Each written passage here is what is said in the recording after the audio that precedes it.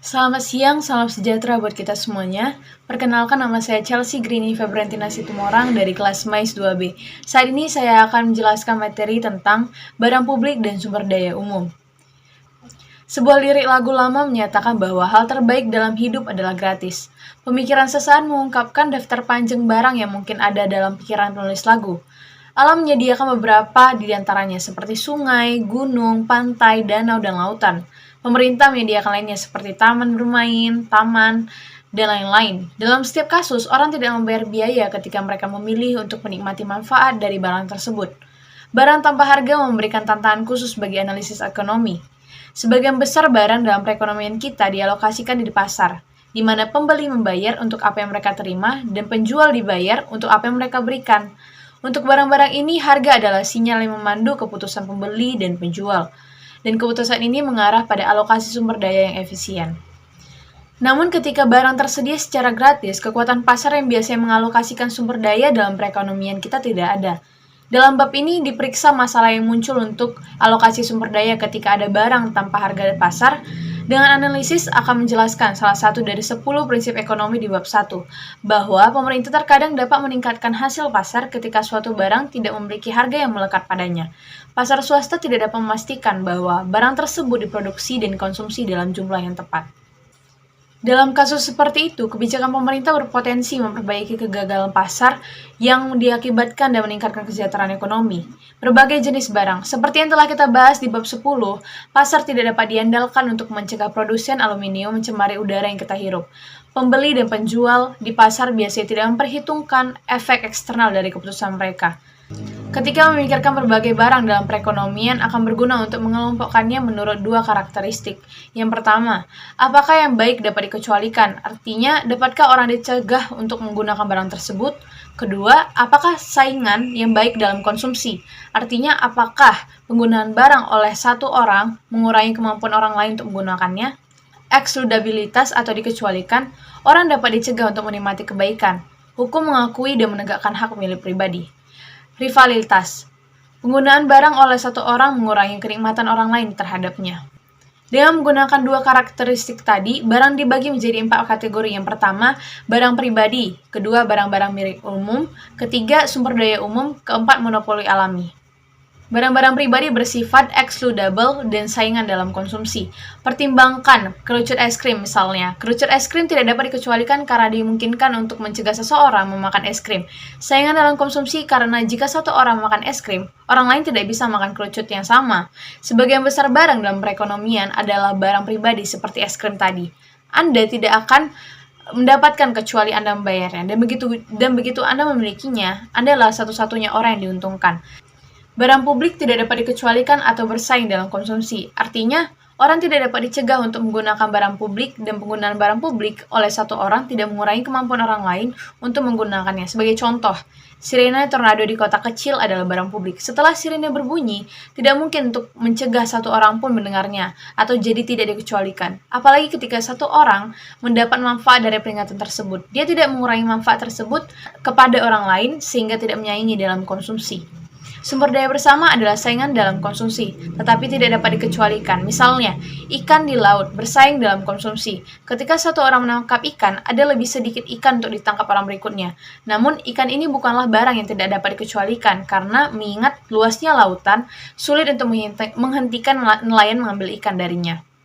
Barang klub dapat dikecualikan tetapi tidak bersaing dalam konsumsi. Misalnya, pertimbangkan perlindungan kebakaran di kota kecil. Sangat mudah untuk mengecualikan seseorang dalam menggunakan barang ini. Pemadam kebakaran bisa saja membiarkan rumahnya terbakar, namun perlindungan kebakaran tidak menyaingi konsumsi. Setelah sebuah kota membayar pemadam kebakaran, biaya tambahan untuk melindungi satu rumah lagi kecil. Dapat kita lihat di slide, dalam gambar menawarkan pemisahan barang yang bersih ke dalam 4 kategori. Batas antar kategori terkadang tidak jelas. Apakah barang-barang itu dapat dikecualikan atau saingan dalam konsumsi? Seringkali merupakan masalah derajat. Ikan di lautan mungkin tidak dapat dikecualikan karena pemantauan penangkapan ikan sangat sulit, tetapi penjaga pantai yang cukup besar dapat membuat ikan setidaknya sebagian dapat dikecualikan. Demikian pula, meskipun ikan pada umumnya bersaing dalam konsumsi, hal ini akan kurang benar jika populasi nelayan relatif kecil dibandingkan populasi ikan. Pikirkan perairan nelayan Amerika Utara sebelum kedatangan pemukim Eropa. Namun, untuk tujuan analisis ini, pengelompokan barang ke dalam 4 kategori ini akan sangat membantu. Dalam bab ini, dapat diperiksa barang yang tidak dapat dikecualikan, barang publik, dan sumber daya bersama. Karena orang tidak dapat dicegah untuk menggunakan barang-barang ini tersedia untuk semua orang secara gratis. Studi barang publik dan sumber daya umum terkait erat dengan studi eksternalitas. Untuk kedua jenis barang ini, eksternalitas muncul karena sesuatu yang bernilai tidak memiliki harga yang melekat padanya. Jika satu orang menyediakan barang publik seperti sirene tornado tadi, orang lain akan lebih baik. Mereka akan menerima manfaat tanpa membayarnya sehingga ini merupakan eksternalitas positif. Demikian pula, ketika satu orang menggunakan sumber daya bersama seperti ikan di laut, orang lain akan lebih buruk karena lebih sedikit ikan yang bisa ditangkapnya. Mereka menderita kerugian tetapi tidak diberi kompensasi untuk itu, sehingga itu merupakan eksternalitas negatif. Karena efek eksternal ini, keputusan pribadi tentang konsumsi dan produksi dapat menyebabkan alokasi sumber daya yang tidak efisien, dan intervensi pemerintah berpotensi meningkatkan kesejahteraan ekonomi. Penunggang bebas atau pengguna bebas adalah orang yang menerima manfaat dari suatu barang tetapi tidak membayarnya, karena orang tersebut memiliki insentif untuk menggunakan atau menjadi pengguna gratis daripada orang lain mengeluarkan uang. Pasar akan gagal memberikan hasil yang efisien. Salah satu cara untuk melihat kegagalan pasar ini adalah bahwa hal itu muncul karena eksternalitas. Karena orang tidak dapat dikecualikan dari menikmati manfaat barang publik, individu dapat menahan pembayaran untuk barang tersebut dengan harapan orang lain akan membayarnya. Masalah penunggang bebas ini mencegah pasar swasta memasok barang publik. Memecahkan masalah penunggang bebas. 1. Pemerintah dapat memutuskan untuk menyediakan barang publik jika total manfaat melebihi biaya. 2. Pemerintah dapat membuat semua orang menjadi lebih baik dengan menyediakan barang publik dan membayarnya dengan pendapatan pajak. Ada banyak contoh barang publik. Di sini kami mempertimbangkan ada 3 yang paling penting. Yang pertama, pertahanan nasional. Pertahanan suatu negara dari agresor asing adalah contoh klasik dari barang publik. Setelah negara dipertahankan, tidak mungkin untuk mencegah satu orang pun menikmati manfaat dari pertahanan ini. Selain itu, ketika satu orang menikmati manfaat pertahanan negara, dia tidak mengurangi manfaat tersebut kepada orang lain. Dengan demikian, pertahanan nasional tidak dapat dikecualikan atau disaingi dalam konsumsi. Kedua, penelitian dasar pengetahuan diciptakan melalui penelitian. Dalam mengevaluasi kebijakan publik yang tepat terhadap penciptaan pengetahuan, penting untuk membedakan pengetahuan umum dari pengetahuan teknologi khusus. Pengetahuan teknologi khusus seperti penemuan baterai yang tahan lama, microchip yang lebih kecil, dan memutar musik yang digital yang lebih baik dapat dipatenkan. Paten memberikan hak eksklusif kepada penemu atau pengetahuan yang telah diciptakan untuk jangka waktu tertentu. Siapapun yang ingin menggunakan informasi yang dipatenkan harus membayar hak penemu untuk melakukannya. Dengan kata lain, paten membuat pengetahuan yang diciptakan oleh penemu tidak dapat dikecualikan. Ketiga, memerangi kemiskinan. Banyak program pemerintah ditujukan untuk membantu orang miskin. Sistem kesejahteraan secara resmi disebut program bantuan sementara untuk keluarga miskin, memberikan pendapatan kecil bagi beberapa keluarga miskin. Demikian pula program food stamp mensubsidi pembelian makanan bagi mereka yang berpenghasilan rendah, dan berbagai program perumahan pemerintah membuat tempat tinggal lebih terjangkau. Program anti kemiskinan ini dibiayai oleh pajak yang dibayarkan oleh keluarga yang lebih berhasil secara finansial. Apakah mercusuar adalah barang publik? Beberapa barang dapat beralih antara menjadi barang publik dan menjadi barang pribadi, tergantung pada keadaan. Misalnya mercusuar. Para ekonom telah lama menggunakan mercusuar sebagai contoh barang publik. Mercusuar menandai lokasi tertentu di sepanjang pantai sehingga kapal yang lewat dapat menghindari perairan berbahaya. Manfaat yang diberikan mercusuar kepada kapten kapal tidak dapat dikecualikan atau bersaing dalam konsumsi, sehingga setiap kapten memiliki insentif untuk tumpangan gratis dengan menggunakan mercusuar untuk bernavigasi tanpa membayar layanan. Karena masalah penunggangan bebas ini, pasar swasta biasanya gagal menyediakan mercusuar yang dibutuhkan nahkoda kapal. Akibatnya, sebagian besar mercusuar saat ini dioperasikan oleh pemerintah. Namun dalam beberapa kasus, mercusuar lebih dekat dengan barang pribadi. Jika mercusuar menguntungkan, banyak kapten kapal menganggap bahwa itu adalah barang publik. Namun jika itu terutama menguntungkan satu pemilik pelabuhan, itu lebih seperti barang pribadi. Analisis biaya manfaat. Sejauh ini kita telah melihat bahwa pemerintah menyediakan barang publik karena pasar swasta sendiri tidak akan menghasilkan kuantitas yang efisien. Namun memutuskan bahwa pemerintah harus berperan hanyalah langkah pertama. Pemerintah kemudian harus menentukan jenis barang publik apa yang harus disediakan dan dalam jumlah berapa. Misalkan, pemerintah sedang mempertimbangkan proyek publik seperti membangun jalan raya baru. Untuk menilai apakah akan membangun jalan raya, ia harus membandingkan manfaat total dari semua orang yang akan menggunakan dengan biaya membangun dan memeliharanya. Untuk membuat keputusan ini, pemerintah mungkin menyewa tim ekonom dan insinyur untuk melakukan studi yang disebut analisis biaya manfaat, untuk memperkirakan total biaya dan manfaat proyek bagi masyarakat secara keseluruhan. Analisis biaya manfaat memiliki pekerjaan yang sulit karena jalan raya akan tersedia untuk semua orang secara gratis. Tidak ada harga yang dapat digunakan untuk menilai nilai jalan raya. Mereka yang akan menggunakan jalan raya memiliki insentif untuk melebih-lebihkan manfaat yang mereka terima untuk membangun jalan raya. Sedangkan mereka yang dirugikan oleh jalan raya memiliki insentif untuk melebih-lebihkan biaya kepada mereka untuk mencegah pembangunan jalan raya.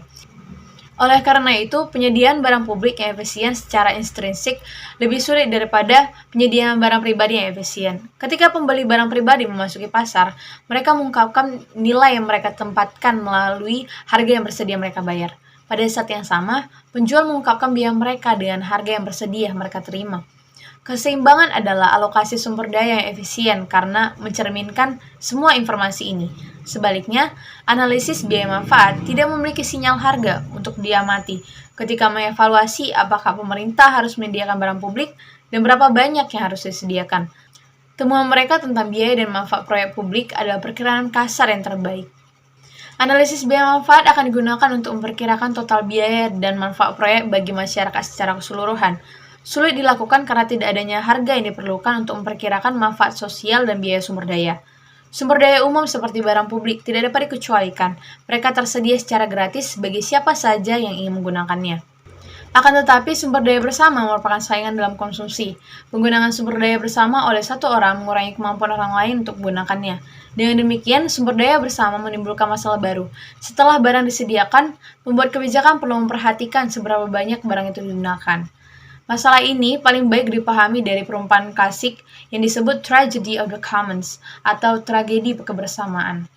Tragedi kebersamaan, pertimbangkan di kehidupan di kota abad pertengahan yang kecil. Dari sekian banyak kegiatan ekonomi yang terjadi di kota, salah satu yang terpenting adalah beternak domba. Banyak keluarga di kota itu memiliki kawanan domba dan menghidupi diri mereka sendiri dengan menjual wool domba yang digunakan untuk membuat pakaian.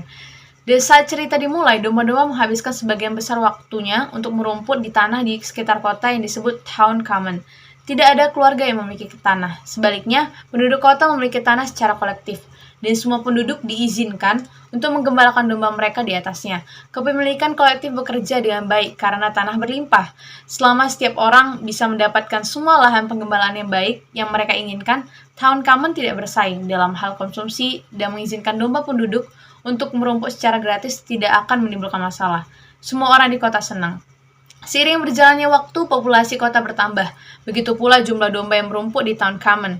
Dengan bertambahnya jumlah domba dan jumlah tanah yang tetap, tanah mulai kehilangan kemampuan untuk mengisi kembali dirinya sendiri. Akhirnya tanah itu digembalakan dengan sangat lebat sehingga menjadi tandus, tanpa rumput yang tersisa di town common.